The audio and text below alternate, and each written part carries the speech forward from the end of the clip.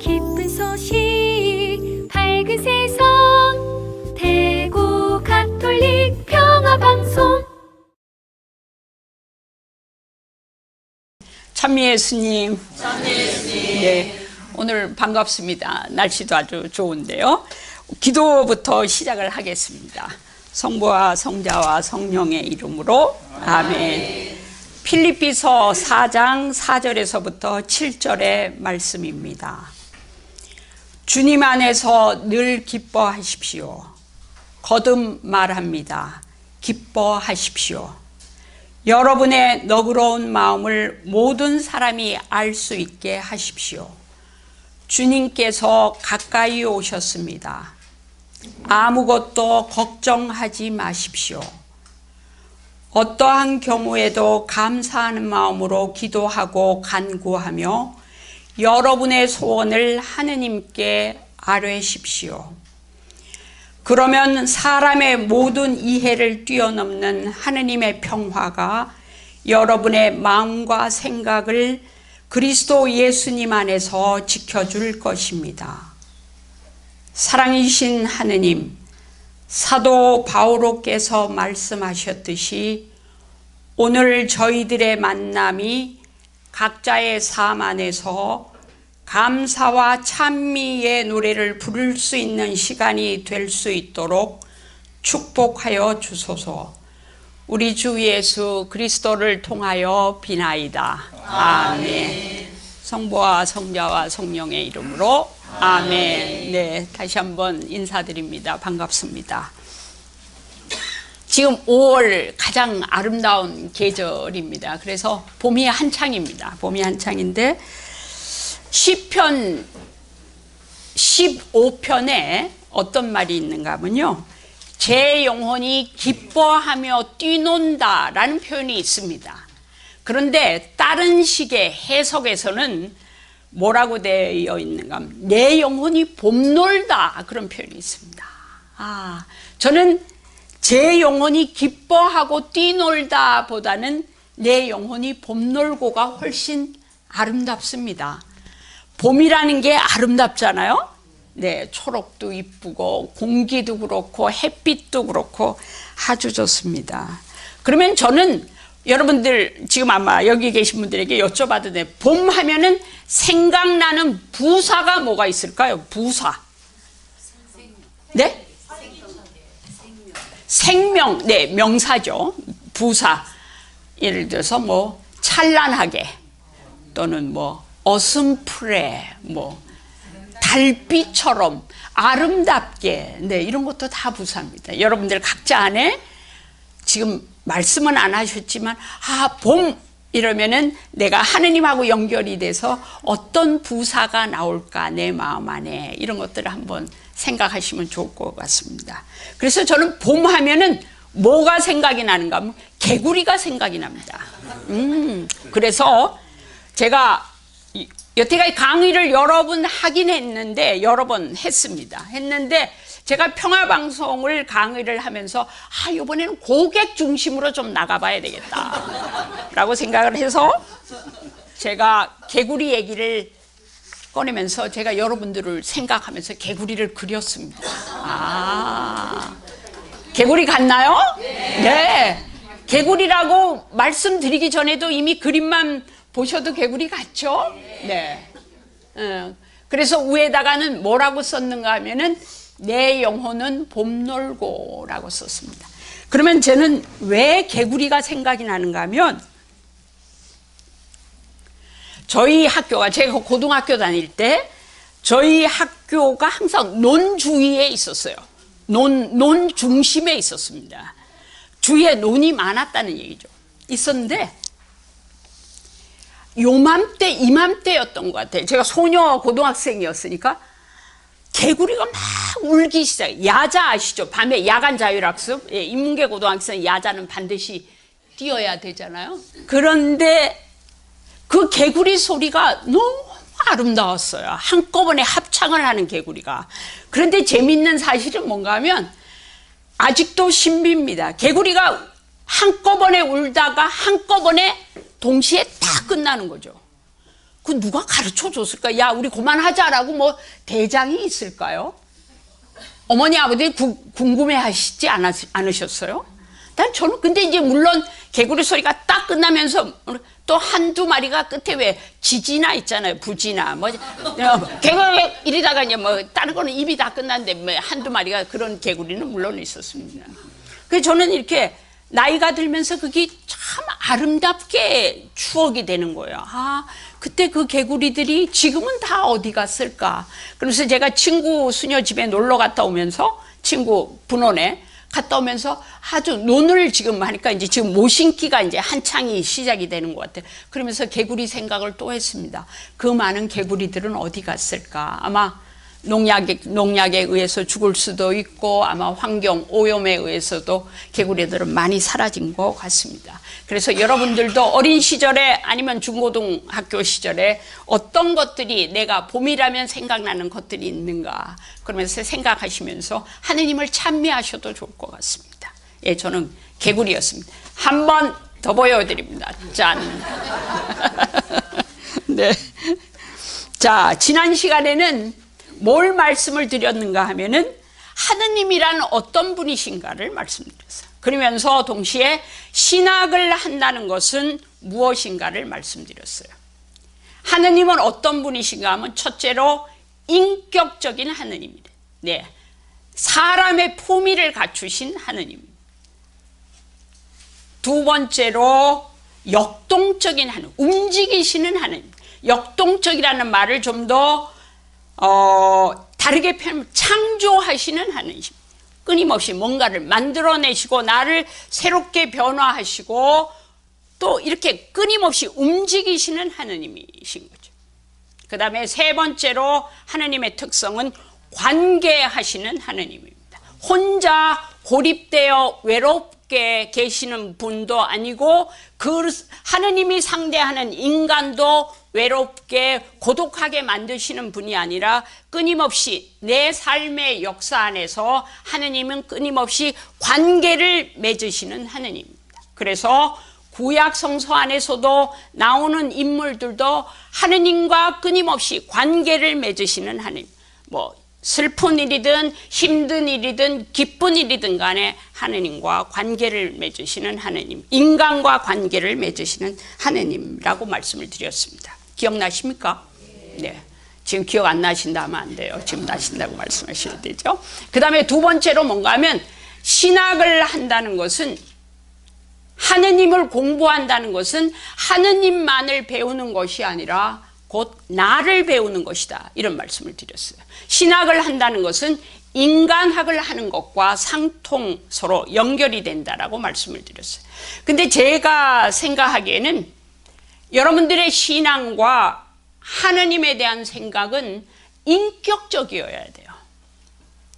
하느님이 친구처럼 느껴지고 하느님이 내 삶 안에서 구체적으로 이렇게 작용하셔야 돼요. 그래서 하느님의 체험을 많이 하셔야 돼요. 네. 아, 하느님이 그런 모습으로 나타나셨구나. 지금 생각하니까. 아, 이게 이렇게 될 수도 있었는데 하느님이 나의 삶을 이런 방향으로 트셨구나. 이런 것들을 여러분들이 예민한 감각으로 그거를 놓치시면 안 돼요. 그러면서 하느님을 인격적으로 만나셔야 돼요. 예, 인격적으로 만난다는 게 대단히 중요합니다. 아, 하느님이 내 삶 안에서 어떻게 작용하시는가. 그래서 그 하느님 때문에 내가 한번 감동해서 울은 적이 있는, 뭐 반드시 감동하면 울 수 있죠. 그러한 것들을 절절하게 체험하신 경험이 많을수록 그분은 아주 풍요로운, 신앙 안에서 아주 풍요로운 분이 되시는 거죠. 그래서 인격적으로 여러분은 하나님을 어떻게 만나고 있는지 모릅니다. 예, 그런 것들을 생각하십니다. 예를 들어서 아까 시편에 15편에도 내 영혼은 봄 놀고, 그러면 봄에 하느님을 만날 수 있는 것들이 구체적으로 뭐가 있을까? 네. 아, 노곤하네. 봄이 되니 노곤하네. 네, 노곤할 수 있죠. 그렇지만 봄의 그 초록 색깔이라, 초록이 다 동색은 아닙니다. 다 다른 색깔이에요. 다른 색깔 안에서 개구리도 한번 묵상해 보시고 또 나비도 한번 보시고 이런 자연 안에서 하느님을 느끼실 수 있으면 그런 건 대단히 인격적인 만남이에요. 저는 제 생각에서 중요한 거는 인격적인 만남. 네, 지난 시간에 했던 거를 잠시 요약해 드렸습니다. 오늘은 뭐를 말씀을 드린가? 여성신학이란 뭔가? 자, 그러면 여성신학이라는 얘기는 여성이 신학을 하는 것이 여성신학인가? 그렇다면 남자는 신학을 할 수 없는, 남자는 여성신학을 할 수 없는 걸까? 그런 조건이 붙죠. 여자가 신학을 하는 것이, 여성이 신학을 하는 것이 여성신학이라면 그러면 남자는 여성신학을 할 수 없는가? 아니라는 거죠. 그러면 여성신학은 뭔가? 신학이라는 말은 여러분들이 많이 들었는데 신학 앞에 여성이 붙었다는 얘기는 여성이 신학을, 내 같은 사람이 여자로서 신학을 하는 것이 여성신학이 아니라 여성의 관점에서 여성의 체험을 바탕으로 해서 하느님에 대해서 그리고 나에 대해서 공부하는 것이 바로 여성신학입니다. 그러니까 아버님들도 어머나 오늘 잘못 왔네, 여성신학에 대해서 한다 하네, 남성신학이 아니고 이렇게 약간 섭섭해 하시면 안 돼요. 네, 여러분 모두에게 다 해당이 되는 것이죠. 그러면 여성신학이라는 것은 여성의 관점에서 하느님을 얘기하고 주체인 나를 얘기하는 것입니다. 지난번에도 말씀드린 것처럼 신학은 항상 경험에서 시작이 됩니다. 그래서 모든 신학은 하느님에 대해서 얘기하면서 동시에 나에 대해서 얘기하고 이웃에 대해서 얘기하고 나의 삶의 역사를 이야기하고 내 삶, 이 세상과의 경험을 이야기합니다. 하느님을 얘기한다는 것은 인간을 얘기하는 것이죠. 그러면서 이런 질문을 드릴 수가 있습니다. 만약 여성신학 측면에서 하느님은 여성인가요? 남성인가요? 여성도 아니고 남성도 아니면 무엇인가요? 인간도 아니고 여자도 아니고 남자도 아니면 무엇인가요? 네? 네? 여성도 아니고 남성도 아니다. 네네, 좋은 질문. 여성도 아니고 남성도 아니면서 그 두 개를 초월해 계시는 하느님이시겠죠? 네네. 예수 그리스도는 남성인가요? 아들, 하느님의 아들 예수 그리스도 남자죠. 이걸 갖고 아니 이러면 안 돼요. 네. 예수 그리스도는 남자입니다. 네, 아들로 표현되어 있죠. 그렇지만 예수 그리스도라는 그 남자라는 속성 안에 대단히 부드럽고 여성적인 측면이 많습니다. 우리가 그런 것들을 잡아내야 된다는, 그런 것들을 알아듣는 것이죠.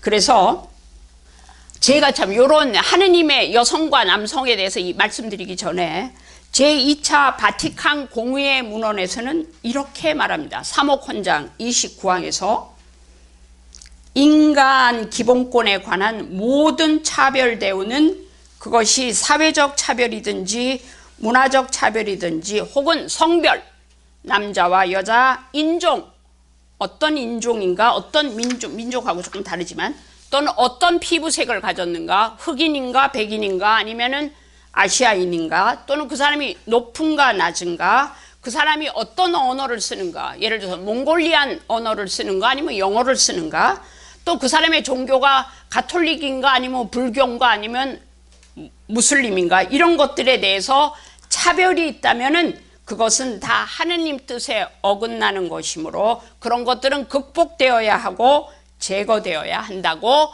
제2차 바티칸 공의회 사목헌장 29항에서는 명백하게 밝히고 있습니다. 그래서 우리가 만약 여성이라는 이유로 아니면 내가 아시아인이라는 이유로 내가 남성으로부터 아니면 미국 사람, 백인으로부터 아니면 유럽 사람으로부터 내가 차별을 받고 있다면은 하느님이 대단히 화가 나실 일이고 그렇게 돼서는 안 된다는 것이죠. 어머니 아버님 제 말에 동의하죠? 네, 동의하시되 고개를 끄덕끄덕 그래 해주세요. 네, 당연하죠. 내 딸이라는 이유로, 여자라는 이유로 똑같은 남자와 똑같은 자격증을 가지고 있음에도 불구하고 내 딸은 여자라는 이유로 취직이 못 되고 다른 집 아들이 예를 들어서 뭐 취직이 됐을 때 여자라는 이유로 만약 취직이 못했다면 그건 하나의 차별입니다. 네, 참을 수가 없는 것이죠. 네, 제가 이 문제에 대해서는 더 깊게 들어가지 않겠습니다. 상당히 교계 제도를 건드리는 문제이기 때문에 네, 긴장 푸시고. 네. 그러면 여성 신학의 특징은 뭔가 하면 아까 말씀드린 것처럼 첫째에서 가장 중요한 관점입니다. 누구의 입장에서 볼 것인가 이런 말이죠. 예를 들어 좀 하느님을 우아하게 표현하겠습니다. 이 상표는 보지 마시고 이거를 하느님이라고 볼 때 하느님 물론 이런 개념으로 규정될 수는 없습니다. 여러분이 보시고 있는 이쪽 하느님의 측면과 제가 보고 있는 측면이 다릅니다. 내가 보고 있는 하느님과 여러분이 체험하고 있는 하느님이 달라요. 제가 수녀로서 느끼고 있는 하느님과 여러분들처럼 평신도가 느끼고 있는 하느님과 남자가 느끼고 있는 하느님과 여자가 느끼고 있는 하느님이 다릅니다. 그러면 다르다는 얘기는 너가 틀렸다는 얘기하고는 다르다는 것이죠. 그만큼 하느님은 다양하신 거예요. 아주 컬러풀하신 것이죠. 색깔이 다양하신 거예요. 그거를 갖고 계속 두 가지나 세 가지 색깔로만 하느님을 강조한다면 그것은 새로운 우상입니다. 하느님은 다양하세요. 그래서 만약에 여성의 관점에서 세상을 바라보고 하느님을 해석하고 나를 해석하는 것이 여성이라면, 여성 신학의 특징이라면 예를 한번 들어보겠습니다. 제가 토론토에서 공부를 할 때, 토론토 대학은 아주 좋은 대학입니다. 근데 알아주지 않습니다.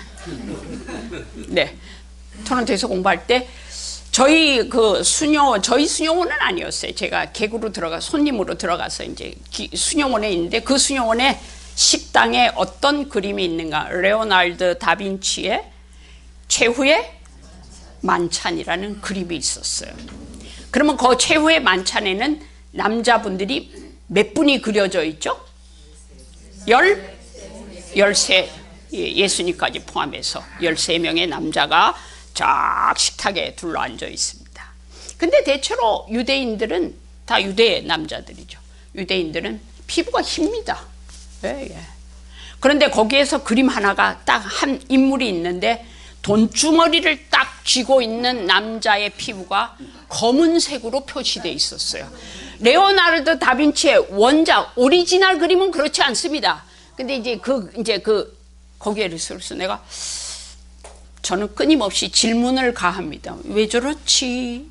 그때 영어가 그때 잘 안 되고 있었어요. 그러니까 이제 입에 지퍼를 달고 가만히 있죠. 그러면서 저 사람은 참 침묵을 잘하는구나. 저 덕스러운 사람이구나라고 생각을 하고 있을 때였어요. 그러나 제가 뭔가를 좀 알고 있다, 내가 아는 것이 확실하다 하면은 떠드는 스타일입니다. 모르면 가만히 있습니다.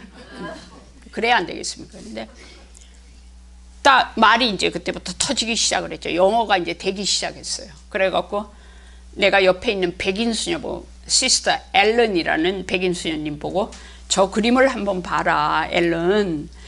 이스카리오 유다라고 생각하는 사람이 왜 검은색 피부로 되어 있는데 니 저 사람에 대해서 어찌 생각하노? 물론 저보다 나이가 많았습니다. 니라는 말은 영어에서는 유라고 그냥 표현합니다. 당신은 어찌 생각합니까? 이랬더니 앨런 수녀님이 내 어깨를 딱 치면서 뭐라는 거, 다리야 너무 그래 심각하게 생각하지 마라. 저 사람은 아마 저 그림에 나오기 전에 아마 바깥에서 엄청나게 풀을 뽑으면서 피부가 많이 탔겠지라고 얘기하는 거야. 그래서 저는 그때 썩은 미소를 지었습니다. 이거는 정답이 아니구나. 네.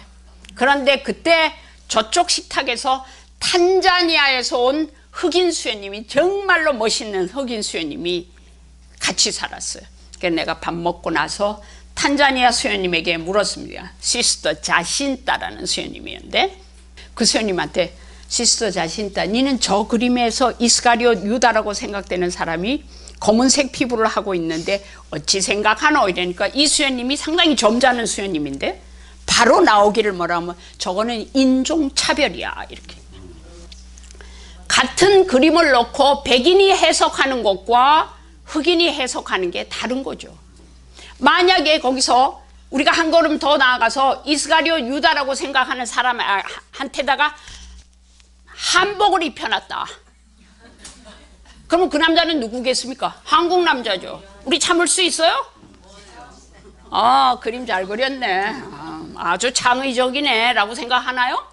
약간 부하가 올라오죠. 네, 부하가 올라옵니다. 관점은 대단히 중요합니다. 누가 그거를 어떻게 볼 것인가, 관점은 대단히 달라요. 네. 한 사실을 놓고 누가 보느냐에 따라 다릅니다. 예.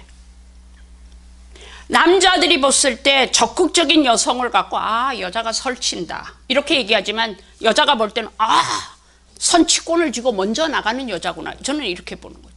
다릅니다, 그 해석이. 또 하나 예를 들겠습니다. 지금 눈들이 아주 반짝반짝하십니다. 네. 또 하나는 뭔가 하면, 제가 학교에 있을 때, 학교에서 소임을 할 때 젊은 선생님이, 여자 선생님이 청첩장을 가져왔어요. 네, 제 사무실로. 수현님, 제가 결혼을 하게 됐습니다. 좋네. 누구랑 결혼해? 물론 남자와 결혼합니다. 네. 그런데 이제 자기가 하는 말이 5살 연하입니다. 그래서 어머나, 좋네 이러니까 이제 자기도 뭐 5살 연하와 이제 사랑에 빠져서 결혼을 하는 거죠. 그 내가 그거를 이제 누구한테 말씀을 드려요? 남자분한테 말씀을 드렸어요. 그랬더니 이 남자분이 저한테 화를 부엌 내는 거야. 그래서 그 화 내는 게 내 때문에 화를 내는 것이 아니라 그 내용에 대해서 화가 나. 나 요새 남자들 정말 싫다. 뭐 싫으면 어쩌란 말이야. 그래. 네. 남자가 너무 싫다. 왜요? 이러니까 남자가 말이야, 나이 많은 여성에게 기대고 말이야. 막 그렇게 얘기를 하시더라고요. 그래서 내가 그분한테 말씀을 드렸습니다. 뭐라고 말씀을 드려요? 2000년 동안 남자가 여태까지 대체로 나이가 많았다. 남자가 대학 나오면 여자는 전문학교 나오고, 남자가 전문학교 나오면 여자 고등학교 나오고. 예? 그렇잖아요. 2000년 동안 그랬는데 한번 바꿔보자. 좀 여자도 나이도 많고, 여자도 좀 대학 나와 보고, 남자 좀 고등학교 나오면 어떻노? 그러니까 항상 남자 입장에서는 여자보다 항상 모든 것들이 나이도 많고 학벌도 높아야 되고 월급도 많이 받아야 되고 스트레스였을 것 같아요. 2000년 동안. 아버님들 안 그러셨나요? 네, 질문은 안 하겠습니다. 네. 그러니까 이런 것들이 자연스럽게, 왜 여자도 연상의 여인일 수 있죠. 여자도 월급이 더 많을 수 있습니다. 그걸 갖고 남자가 스트레스 받으면 안 돼요. 관점에 남자가 보고 있는 그 여자 선생님의 연하의 남자와 결혼하는 거 내하고 다릅니다. 관점이 다르죠. 이렇게 관점은 대단히 중요합니다. 누가 어떤 체험을 통해서 어떻게 판단을 내리고 정의 내리느냐 대단히 다릅니다. 여성신학은 바로 여성의 관점에서 하느님을 보고, 여성을 보고, 우리를 보고, 남자를 보는 것입니다. 그 다음에 두 번째로 여성신학의 특징 중에 하나가 남성 중심의 언어를 비판합니다. 남성 중심의 언어. 자, 제가 아까 시작할 때 하느님은 여성인가요? 남성인가요? 라고 말씀을 드렸더니 여성도 아니고 남성도 아니다. 그럼 뭔가요? 이랬더니 그냥 웃으셨어요. 여성과 남성을 뛰어넘는 분이죠. 여성인 면도 있고 남성인 측면도 있죠. 하느님은 그래서 하느님은 만약에 이렇게 표현합니다. 하느님은 Father라고 아버지란 뜻입니다. 그렇죠? 네. 그 다음에 Lord 하면은 집주인이란 뜻이에요. 사실 집주인 다 남자입니다. 그 다음에 하느님은 King 왕이라고 표현하죠. 여왕이라고 표현은 하지 않습니다. 네, 이렇게 대부분이 우리 교회 안에서 쓰고 있는 하느님에 대한 은유는 다 남성적인 언어입니다. 자, 그러면 제가 영어 선생이었습니다. 영어 시간을 잠시 갖겠습니다. 자, 경찰을 영어로 뭐라 하나요? policeman. 네. 좋습니다. 폴리스맨이죠. 여기에 뭐가 들어가 있나요? 맨. 아, 경찰은 남자만 있나요? 요새 경찰 여자 많습니다. 네, 그러면 경찰이라는 단어가 이미 남성으로 규정돼서 여성을 여기다 하나 끼워 넣는 거죠. 여성의 입장에서 끼워 넣는 거를 좋아하지 않습니다. 그래서 영어에서는 폴리스맨이라고 안 합니다. 이제는 뭐라고 할까요? 캡?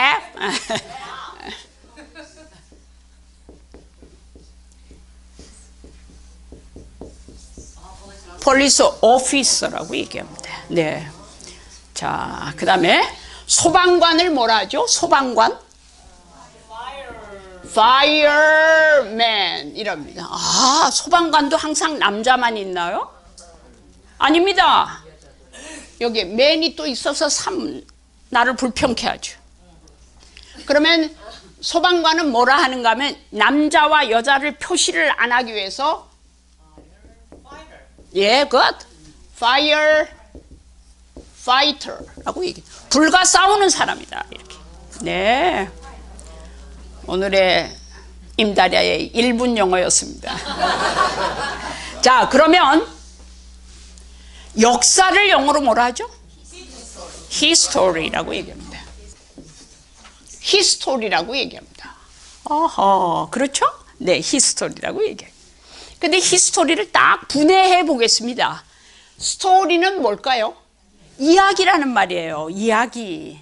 그런데 his라는 말은 남자, he라는 단어의 소유격입니다. 옛날에 우리 배웠죠. he, his, him, himself 뭐 이런 거 she, her, her. 예. he, his. 이러면 his는 그의 그러면 그 남자의 그러면. 그러니까 역사라는 얘기는 누구의 이야기라는 얘기입니까? 이 단어에서는 남자의 이야기입니다. 네, 역사는 계속 남자의 이야기였어요. 그러면 역사에서 여자의 이야기는 없나요? 왜 어머니들 그동안 가만히 계셨나요? 네, 이런 것들을 제기하는 겁니다. 예, 언어가 항상 남성 중심의 언어죠. 그래서 제가 공부할 때 페이퍼를 쓰면, 페이퍼란 얘기는 우리말로 하면 레포트를 쓴다. 레포트를 쓰면 역사라는 단어를 이렇게 썼을 때 반드시 교수는 마이너스 2분의 1을 합니다. 0.5점을 깎죠. 예, 그래서 뭐라 하는가 하면 역사를 his하고 slash her story 이렇게 써야 역사라는 단어를 해서 빨간 볼펜으로 마이너스 2분의 1을 안 합니다. 예, 0.5점은 학점에서 대단히 중요한 점수죠. 역사, 우리 교회 안에서도 마찬가지입니다. 하느님의 이야기, 인간의 이야기가 계속 남성 중심의 이야기가 많이 되고 있습니다. 여성의 이야기가 많음에도 불구하고 그런 것이죠. 그러면 우리는 여성의 이야기를 한번 들어보자. 이런. 여성의 이야기는 뭔가 새로운 관점이죠. 새롭게 보는 것이죠. 그러면서 성 아우구스티누스는 하느님에 대해서 이야기를 할 때, 하느님에 대해서 요거를 잠시 한 번만 더 하겠습니다. 만약에 제가 첫 시간에 하느님에 대해서 얘기하는 거를 신학이라고 얘기할 때 theology라고 얘기하는데 theo라는 얘기는 하느님이란 말이죠. 신이라는 말이에요. 라지는 학문이란 말이에요.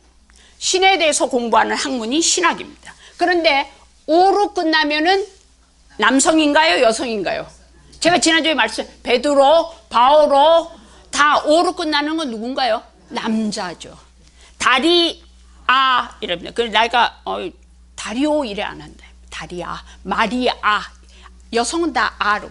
이 단어를 놓고 볼 때 이 단어 안에서 이미 하느님은 남성인가요? 여성인가요? 오로 끝났으니까 이미 남성으로 표현되고 있습니다. 그럼 하느님이 남성만은 아니라고 여러분은 말씀을 하셨잖아요. 조금 전에. 여성도 아니고 남성도 그걸 넘어서는데 왜 남성으로밖에 취급을 안 하는가? 표현을 안 하는가? 이런 데 문제를 가하는 게 바로 여성신학입니다. 예. 그래서 하느님에 대해서 얘기한다는 것은 대단히 어떤 의미에서는 우리가 가지고 있는 언어 갖고는 충분하지가 않습니다. 그래서 아우구스티누스는 뭐라고 얘기를 하는가 하면 우리가 하느님에 대해서 만일 이해했다면 우리가 이해한 것은 그것은 하느님이 아니다라고 이야기합니다. 그 다음에 안셀무스라는 신학자는 하느님은 그 이상 더 큰 것을 생각할 수 없는 분이다. 이렇게 더 큰 것을 생각할 수 없는 분이라는 얘기는 언어 표현으로 어떻게 할 수가 없는 정말 최고로 크신 분이다. 이렇게 표현합니다. 그 다음에 토마스 아퀴나스는 뭐라 하는가 하면 하느님과 하느님 아닌 것을 우리는 알 수 있지만 하느님이 과연 누구인지는 그리고 하느님이 무엇인지는 얘기할 수 없다. 이런 얘기를 합니다. 상당히 부정신하게 아니다라고 얘기하면서 하느님의 존재를 돌출해내는 것이죠. 그 다음에 시몬느 베이유는 Waiting for God, 하느님을 기다리면서라는 책에서 하느님은 사랑이신데 그 하느님을 생각하는 나의 마음은 환상이 그릇된 것은 아니다. 그렇지만 하느님을 내가 표현하려고 할 때 그 하느님을 정확하게 표현할 수 있는 단어는 내가 찾을 수 없다. 이런 이야기를 합니다. 그러면서 시몬느 베이유는 하느님이라는 단어를 말할 때 그녀가 생각할 수 있는 것과 비슷한 것은 전혀 없다라고 얘기합니다. 그 다음에 셀리 맥페이그라는 여성신학자는 뭐라 하는가 하면은 하느님에 관한 적절한 언어는 없습니다. 그렇지만 우리는 결국 하느님을 뭘로 표현해야 할까요? 언어로 표현할 수밖에 없는 것이죠. 언어로 표현할 수밖에 없습니다. 그래서 그 언어로 표현할 수밖에 없기 때문에 그 언어가 어떤 한계를 가지고 있으면 안 돼요. 그 언어가 풍요로워야 된다라고 이야기를 합니다. 그래서 셀리 맥페이그라는 여성신학자는 은유신학이라는 신학으로서 하느님을 좀 더 다양하게 표현해야 된다라고 이야기를 합니다. 그래서 줄리안 14세기 영국 신비주의 작가이면서 영성가인데 그분은 뭐라고 표현을 했는가 하면은 하느님 아버지가 아니라 어머니이신 하느님, 어머니이신 예수님이라고 표현하고 있습니다. 그러면서 이분은 14세기야 줄리안 노리치 가문의 줄리안이라는 여성 신비가인데 이분은 그래서 지금 여성신학과 생태신학에 대해서 대단한 비전을 제시하고 있습니다. 그러면서 이분은 모성적인 어머니다운 그런 개념을 하느님 안에서 발견을 했고 모성적인 개념이 계속 신학 안에서 개발되어야 한다라고 이야기를 합니다. 그러면서 뭐라고 얘기하는가 하면 줄리안 오브 노리치 가문의 줄리안은 이 여성 신비가는 뭐라고 얘기하냐면 특별히 성체를 통해서 성자의 예수 그리스도의 모성적인 측면을 강조합니다. 그러면서 우리를 먹이시고 우리를 기르시고 우리를 새로나게 하시는 하느님이신 어머니이신 하느님 이렇게 표현을 합니다.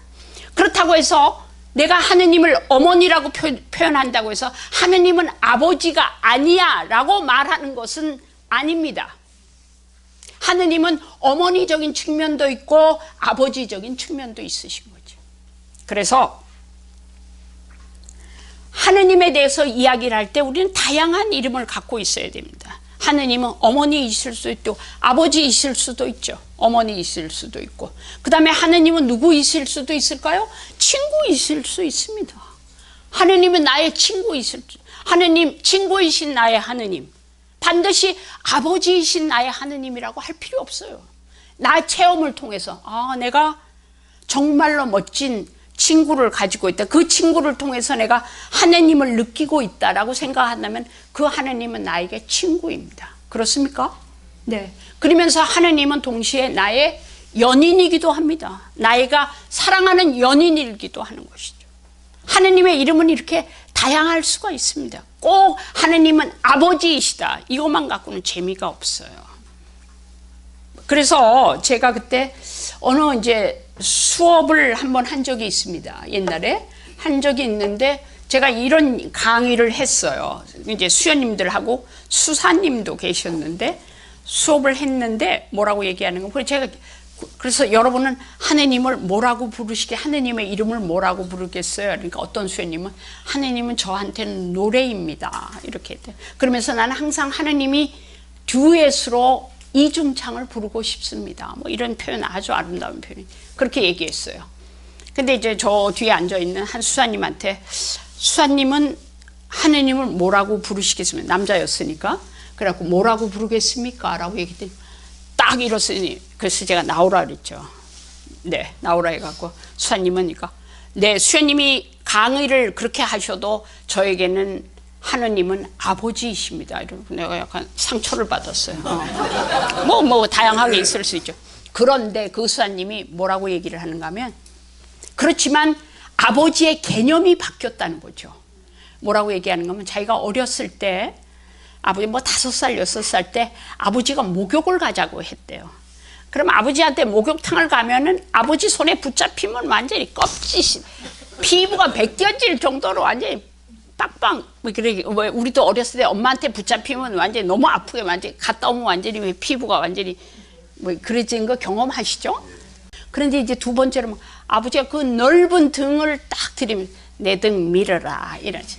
그래, 이 어린 마음에 그 아버지 등을 미는 것이 그렇게 힘이 들었다는 거예요.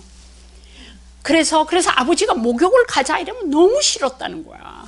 그런데 자기가 어른이 되고 이제 휴가를 가고 이런데 아버지한테 말씀을 먼저 드린다는 거죠. 아버지 저랑 목욕을 갑시다 이러면 아버지가 따라오신다는 거예요. 그러면서 아버지가 그때는 내 등을 밀어도 하기 전에 아버지의 등을 미는데, 어렸을 때 6살, 5, 6살 때 보였던 아버지의 등이 너무나 그때는 넓었다는 거지. 너무나 넓고 컸고 이랬는데, 이제 자기가 어른이 되고 아버지가 늙어가시는 과정 안에서 아버지의 등이 굽었고 좁아졌고 딱딱해졌고, 그러면서 자기가 그때 이제는 아버지의 등을 마음껏 밀어드릴 수 있다는 거예요. 그러면서 어렸을 때는 아버지가 무섭고 아버지는 하늘과 같이 너무나 높은 존재였고, 그런데 자기가 나이가 들면서 아버지가 연세가 드셔 가시면서 아버지도 내하고 똑같은 인간이었고, 아버지도 이렇게 약해지시고 늙어지시고 어깨가 굽어지시는구나.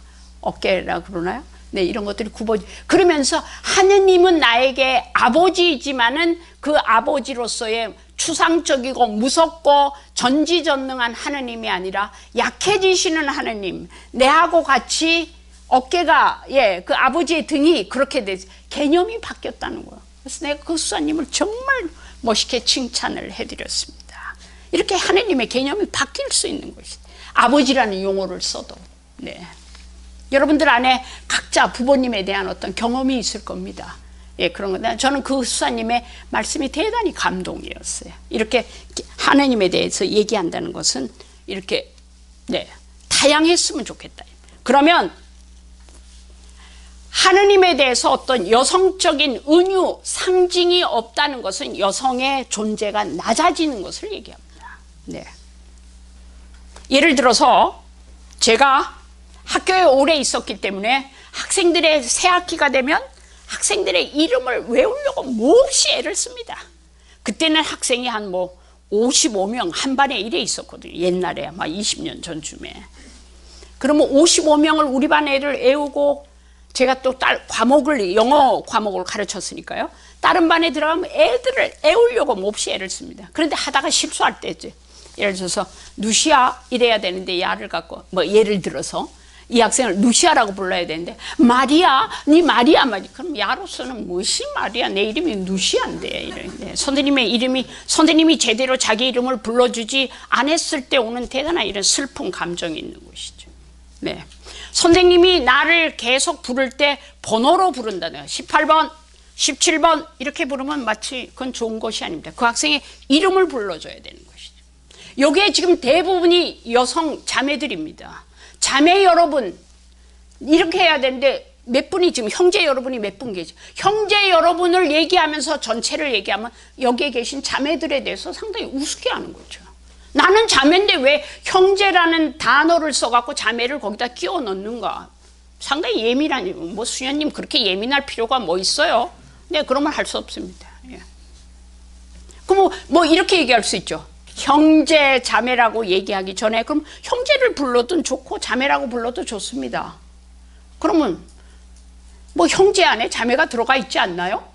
라고 생각하실 수 있죠. 그러면 저의 논리는 그럼 자매라고 부르고 형제를 끼워 넣으면 안 될까요? 똑같은 논리입니다. 자매할 때 지읒과 형제라는 히읗 중에서 지읒이 먼저인가요? 히읗이 먼저인가요? 네, 뭐 질문 안 하겠습니다. 네. 예를 들어서 뭐 그렇게 정말 따지고 들면 그런 것이죠. 제가 생각하기에 그러니까 이름을 불러준다는 것은 대단히 중요합니다. 그 사람의 이름을 여성으로서 불러준다는 것. 하느님을 내가 여성으로 부른다는 것은 같은 여성으로서의 공감대가 있는 것이죠. 예. 여성의 힘이 커진다는 걸 얘기합니다. 네. 제가 뭐 이런 제 체험인데요. 수녀원 들어오기 전에도 선생을 했는데 그때 이제 입학식이었어요. 근데 한 학생이 저 뒤에 이렇게 쫙 입학식 하는데 제가 이제 어느 담임이었는데 한 애가 이렇게 밖으로 이렇게 밖으로 나왔는 거예요. 그래서 내가 똑바로 서기 위해서 딱 걔한테를 갔는데 걔 명찰이 뭐라고 되니까 이종호라고 돼 있어요. 명찰에. 그래서 내가 첫날이었기 때문에 종호야 네가 약간 밖으로 나왔네? 조금 안으로 들어갈까? 이랬는데 얘는 내가 선생님이 자기 이름을 어찌 알고 자기 이름을 불렀다는 사실에 대해서 대단히 나는 명찰을 보고 불렀는데 네, 첫날이었으니까 기억을 못 하잖아요. 근데 걔가 결국 고등학교를 졸업하고 신학대학을 갔어요. 가톨릭이 아닌 개신교. 네. 목사님이 돼서 저를 찾아왔습니다. 그러면서 그때 학교 때 찍었던 소풍 가서 찍었던 저의 파마 머리를 하고 사복을 입은 그 사진을 가지고 있는 선생님이 저를 기억했다는 거예요. 근데 저도 그거를 생생하게 기억을 합니다. 저는 명찰을 보고 불렀는데 얘는 선생님이 자기 이름을 불러주었다는 사실에 대해서 대단히 기쁜 거예요. 예. 이렇게 이름을 불러준다는 거, 이름을 제대로 불러준다는 것은 대단히 중요한 일입니다. 한 사람을 살릴 수도 있고 한 사람을 건강하게 키워낼 수도 있는 것이죠. 네. 그래서 여러분들이 하느님 안에서 기도하실 때 하느님 아버지, 네, 뭐 그렇게 하셔도 됩니다. 저도 그럽니다. 그렇지만 저는 친구이신 하느님, 나의 연인이신 하느님, 네, 다양하게 부르셔. 내 남편이신 하느님, 남편을 너무 사랑스러우시면 네, 그렇게 다양하게 한번 부르세요. 그리고 역으로도 가능한 거죠. 하느님께서 여러분 한 분 한 분을 어떻게 애정의 눈으로 여러분을 부르실 것인가. 예를 들어서 임다리야 라고 저를 부르실 수도 있겠죠. 하느님이. 그렇지만 내가 가장 사랑하는 보물 임다리야. 뭐 이렇게 하느님께서 나를 부르실 수도 있습니다. 여러분 각자에게 이름을 부른다는 것은 이만큼 중요합니다. 그래서 제가 말씀드리고자 하는 것은 여러분이 하느님을 좀 다양하게 한번 불러보시고 또 하느님이 여러분을 어떠한 이름으로 부르실 것인가 한번 상상해 보시는 것도 아주 아름다운 겁니다. 재밌는 사실은 우리가 이건 좀 여담입니다. 중고등학교 때 선생님에 대해서 선생님의 이름은 기억하고 있지는 못하지만 별명은 기억하고 있죠. 네, 그 별명이 워낙 강력해갖고 네. 저희 선생님 중에서 고등학교 선생님이셨는데 아마 돌아가셨겠죠. 선생님이 국어 선생님이셨어요. 근데 요 코 밑에 점이 새까만 게 있었어요. 근데 그 선생님의 이름은 잊었습니다. 그런데 그 선생님 별명은 만년 코딱지. 뭐 이런 이름들. 그 이름이라는 건 어떤 면에 대단히 중요해요. 또 어떤 선생님은 미를 수업하실 때 침을 많이 튀셨어요. 침 좀 열강하면 침이 튀잖아요. 뭐 하이타이 뭐 이런 별명들. 네. 학생들 제가 학교에 있어봐서 압니다. 학생들이 선생님에 대해서 별명 짓는 건 아주 정확합니다. 예, 55명이 뭐 아주 내가 딱 들어보면 정확합니다. 예, 저 별명은 말씀드리지 않겠습니다. 네네. 그래서 저는 이렇게 이름을 맺는다는 건 대단히 아름다운 관계를 맺는, 아주 좋은 관계를 맺는 것 중에 하나죠. 그래서 제가 다문화를 하고 있습니다. 그렇죠? 네, 다문화 센터에서 일하고 있습니다. 그런데 만약에 불법 체류자가 있다고 합시다. 그러면 그 사람들 보고 너 불법 체류자지? 라고 얘기 안 합니다. 당신 불법 체류자죠? 얘기 안 합니다. 불법 체류자라고 말을 할 때 그 사람은 일단 법적으로 문제가 있는 사람으로 낙인이 찍히는 것이죠. 그런 표현을 하지 않습니다. 미등록자 아니면 정부의 승인을 기다리고 있는 자, 이렇게 얘기를 합니다. 네. 그 다음에 장애자 있잖아요. 장애자 아시죠? 장애자에게는 뭔가 장애가 있는 사람이라고 얘기 안 합니다. 영어에서는 뭐라 하는 거? 도전을 받는 사람, 이렇게 이야기를 합니다. 그러면 그 사람을 어떠한 이름으로 부르느냐에 따라서 그 사람에 대한 대우를 달리하는 것이죠. 네, 이렇게 이름을 한다는 것은 대단히 중요한 겁니다. 제가 가장 좋아하는 것은 요한복음 1장 43절에서 51절에 필립보와 나타나엘을 부르시다에 48절에 나타나엘이 예수님께 저를 어떻게 아십니까? 하고 물으니 예수님께서 그에게 필립보가 너를 부르기 전에 너가 무화과 나무 아래에 있는 것을 보았다라고 대답하셨다.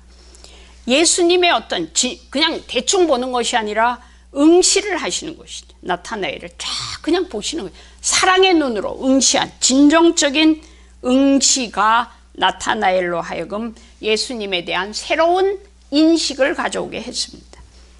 이렇게 본다는 것은, 정확하게 본다는 것은 정확하게 이름 짓는 것과 통합니다. 그러니까 나타나엘이 처음에 뭐라는가 하면은 예수님 보고 이거 나자렛에서 뭐 좋은 것이 나올 수 있겠어? 이렇게 좋은 것이라고 이야기. 그런데 나중에 나타나엘이 예수님께 말하는 스승이신 예수 그리스도라는 표현을 합니다.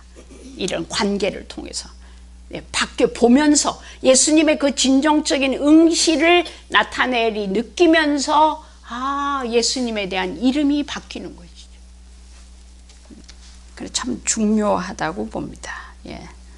그래서 아까도 말씀드린 것처럼 뭐 그런 것도 있죠. 마태오복음 16장 18절에 베드로에게 나 또한 너에게 말한다. 너는 베드로이다. 내가 이 반석 위에 내 교회를 세울 터인즉 저승의 세력도 그것을 이기지 못할 것이다. 그러면서 예수님께서 베드로 사도에게 반석이라는 rock, R-O-C-K, 바위라는 뜻이. 그렇게 베드로에게 딱 불렀을 때 베드로는 어떻게 돼요? 내가 바위로서 살아가야지 라는 것을 예수님은 베드로에게 심어주신 거예요. 나를 사랑하시는 분이 이렇게 살라고 나에게 락이라는 이름을 붙여주시는구나. 바위라는 이름을 붙여주시는구나. 그러면서 베드로는 아마 순교하기 직전까지 끊임없이 락으로서 살아가기 위해서 몹시 애를 썼을 거라고 생각을 합니다. 이렇게 이름이라는 것은 대단히 중요합니다. 그 다음에 세 번째로 뭔가 하면 지금 뭐에 대해서 말씀드리고 있는가 하면 여성신학의 특징 중에 하나는 관점이 중요하다고 말씀을 드렸죠. 그 다음에 두 번째로 언어가 너무 남성 중심의 언어가 많기 때문에 좀 이런 언어가 다양해져야 된다라는 것을 말씀을 드렸습니다. 그 다음에 세 번째로 여성신학은 뭐를 비판하는가 하면 이원론을 비판합니다. 이원론이라는 것은 뭔가 하면 하늘과 땅, 예를 들어서 하늘과 땅이라고 얘기하면 하늘과 땅, 그 다음에 몸과 영혼, 그 다음에 백인과 흑인, 중심과 변두리, 뭐 이런 이야기들을 많이 합니다. 그런데 자, 예를 들어서 남자와 여자, 하늘과 땅, 그 다음에 영혼과 뭘까요? 몸, 그 다음에 중심과 주변, 그 다음에 이성과 감성, 이러한 것들을 이렇게 구별 짓는 것을 여성신학은 대단히 비판합니다. 그러면 이러한 것들이 여러분들이 보시기에 이쪽 부분, 남자, 하늘, 영혼, 중심, 이성이라는 것은 리즌이란 말이죠. 예, 네, 뭐 이성에 끌린다 그런 얘기는 아니죠. 이 이성은 여기를 더 이쪽 거보다 이쪽이 더 좋다라고 생각하는 경향이 있습니다. 그렇습니까? 네. 남자와 여자, 남자가 더 우수하다. 하늘과 땅, 하늘이 더 우수하다. 남자는 하늘이고 여자는 땅이고. 영혼과 몸, 영혼이 몸이 건강해야 영혼은 반드시 건강합니다. 몸과 영혼은 동시에 같이 가는 거예요.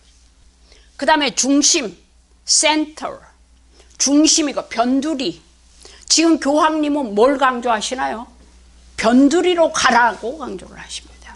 네, 예, 중심, 주변이 변두리라는 얘기죠. 네, 그 다음에 이성, 감성. 여성은 이성적이기도 하지만 여성은 대단히 감성이 많습니다. 네. 이러한 것들을 왼쪽 거는 상당히 높이 평가하고 오른쪽 거는 낮게 평가하는 것, 이런 것들을 여성신학은 비판을 합니다. 그 다음에 만약에 하나는 뭐 여러 가지를 더 넣을 수 있는데, 초월성과 내재성, 이 얘기는 조금 어려운 것일 수 있는데요. 초월이라는 것은 이렇게 뭐라 그럴까, 초월해 있다, 높은, 이렇게 항상 뭔가를 뛰어넘어서 있다. 내재성은 이렇게 안에 스며들어 있다라고 얘기합니다. 네. 초월성도 하느님은 초월적이기도 하지만 하느님은 분명히 내재적입니다. 네, 우리 삶 안에 들어와 계시죠. 물론 하느님은 높은 데 계시고 우리가 알 수 없는 신비적인 측면도 있지만 우리 안에 구체적으로 내재해 계십니다. 그리고 하느님은 자연 안에도 내재해 계십니다. 그렇죠? 네, 개구리 안에도 내재해 계실 수 있는, 개구리의 아름다움을 가지고 계실 수도 있습니다. 봄의 아름. 네. 이러한 왼쪽의 것들을 높게 평가하고 오른쪽에 있는 것들을 낮게 평가하는 이러한 이원론에 대해서 대단히 비판을 합니다. 그리고 어떤 것들을, 예를 들어서 여기에 하나를 더 붙이면 자연, 아니다, 이거는 문화가 되는 것이죠. 문화, 그 다음에 자연. 자연스러운 것, 약간 자연스러운 것들은 약간 촌스럽게 취급을 합니다. 문화, 대도시에 뭐 이러한 것들, 대도시에 있는 문화, 이런 건 다들 세련됐다고 생각을 하죠. 그러면서 이러한 것들은 오른쪽, 여러분들이 보시기에 있는 오른쪽의 것들은 좀 하찮은 것, 우스운 것, 촌스러운 걸로 생각하고, 저쪽은 아주 세련되고 높고 고상한 것으로 생각을 합니다. 예. 뭐 예를 들어서 백인 문화도 마찬가지죠. 남성 백인보다 흑인 여성을 훨씬 더 우습게 아는 경향이 있습니다. 우리 안에. 제가 물론 학교에 있어 봤기 때문에 학교 얘기를 많이 원어민이 오잖아요. 원어민 아시죠?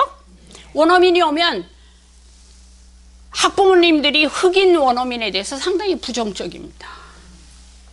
우리에게 영어를 아주 잘함에도 불구하고. 네. 참 그런 거는 우리 안에 가지고 있는 쓸데없는 편견이면서 쓸데없는 검증되지 않는 악입니다. 여러분들 그런 걸 성찰하셔야 돼요. 예.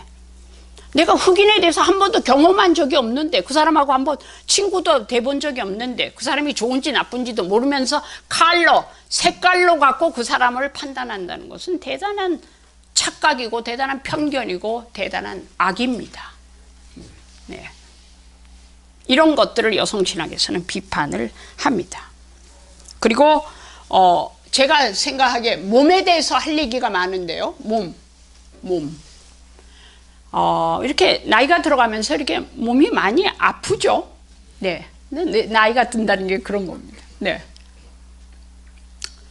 나이가 들어가면서 이렇게 얻어지는 것도 많이 있습니다. 내려놓는 거, 여유로운 것. 이렇게 여유롭죠. 네. 좀 못하면 어떻는가. 뭐 못하면 어떻는가. 내가 최선을 다하면 되지. 젊었을 때는 뭔가 잘하고 싶고 잘 보이고 싶고 이랬어요. 근데 이제는 그런 게 별로 없습니다. 네. 뭐 아주 없지는 않습니다. 솔직히 말씀드려서. 그렇지만 뭐 그런 것들이 이제 문제화되지는 않는다. 그러면서 내 몸이 얼마나 중요한가를 느끼게 됩니다.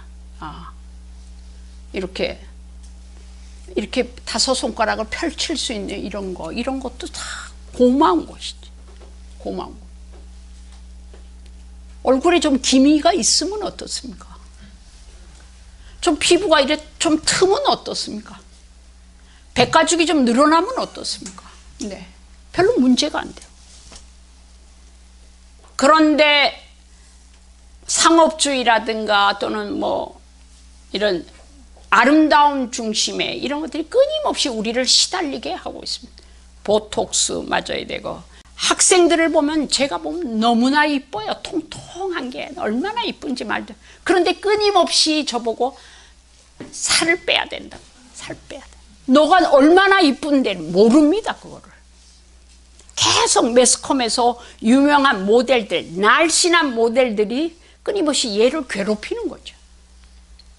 우리 한국 눈 요래 쪽 찢어진 눈이 얼마나 이쁩니까?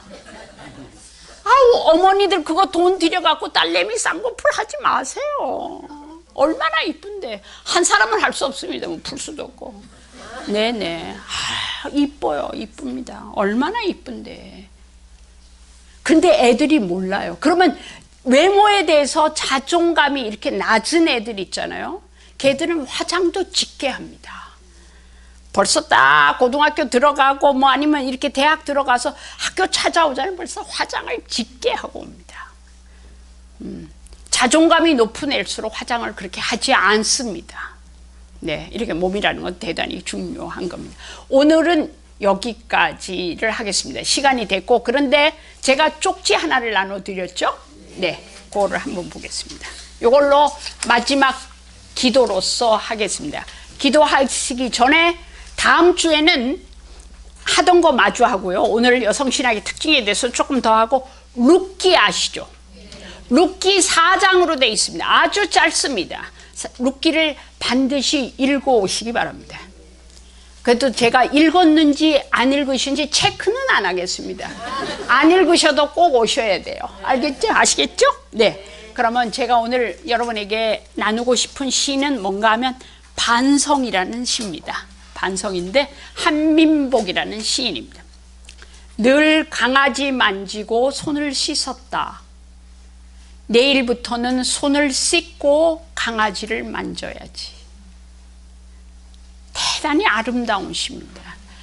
예수님을 만난 사람이에요. 이 시인은. 만나서 어때요? 변화된 인간입니다. 하찮은 강아지를 만지고 이쁘다고 막 해놓고 나서 손을 씻는데, 이제는 강아지라는 생명을 위대하게 보는 거야. 너가 정말 아름다운 생명이구나. 그 강아지에 대한 예의를 갖추기 위해서 이제부터는 강아지를 만지기 전에 손을 씻는. 여러분의 삶이 상당히 이건 작은 겁니다. 작은 거지만 이렇게 강의를 통해서, 기도를 통해서 작은 거나마 이렇게 변화될 수 있다는 건 대단히 중요한. 다음, 그래, 요런 이 그림에다가 이렇게 물가 이렇게 옛날에 어렸을 때 참 잘했어요. 거기에다 제가 파스텔로 그림을 그렸습니다. 네. 다음 시간에 뵙겠습니다. 네. 영광송으로 그럼 마칠까요? 영광이 성부와 성자와 성령께 성부와 성자와 성령의 이름으로 아멘. 감사합니다.